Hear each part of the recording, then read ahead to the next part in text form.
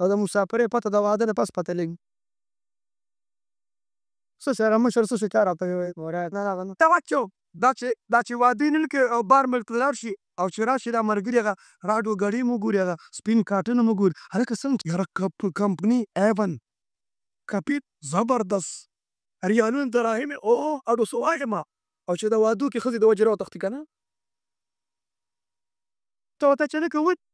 هغه کپیټ څه د سړي زوی و او هغه کمپني ختمه شوه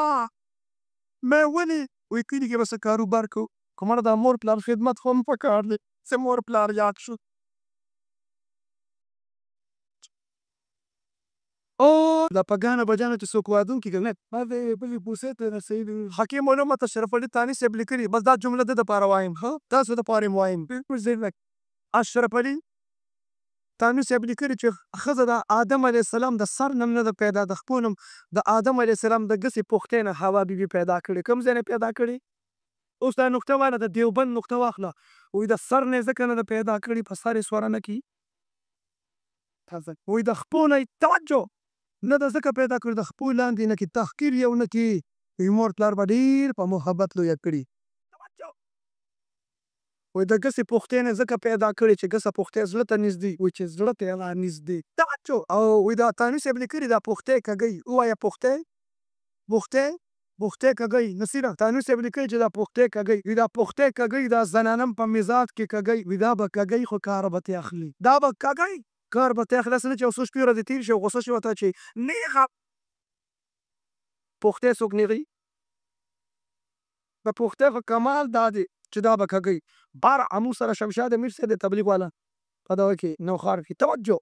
هغه درې خبرې کوي نمبر 1 خلک چې ماړه شي بس که مونږ تبلیغیان چې ختمه کړو نو بس پلیټ صفا کول سنت دي که نه توجه او دویمه خبره به دا کوله وایي خلکو له خوب نه ورځي سنګل بیډ ډبل بیډ میډیسن ټیبلټس خلکو له خوب نه ورځي وامیر صاحب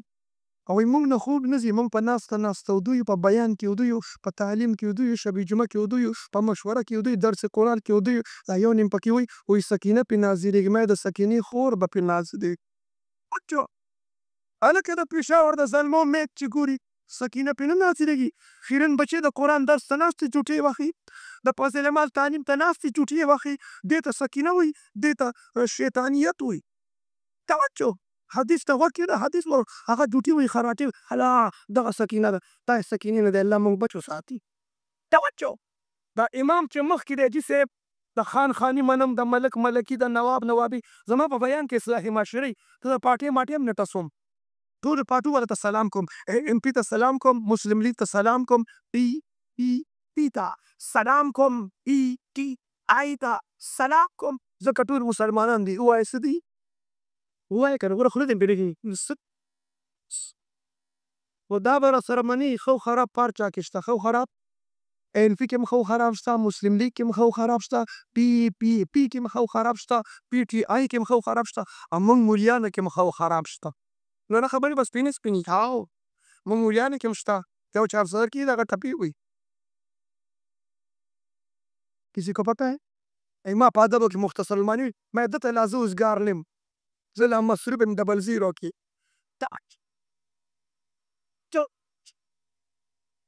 خو خراب هر چا کې شته شته اوس یو کس وایي باجه به ورته زه ښیم هلک وایي باجه به ورته زه ښیم وایي ته د باجو پروفیسر یې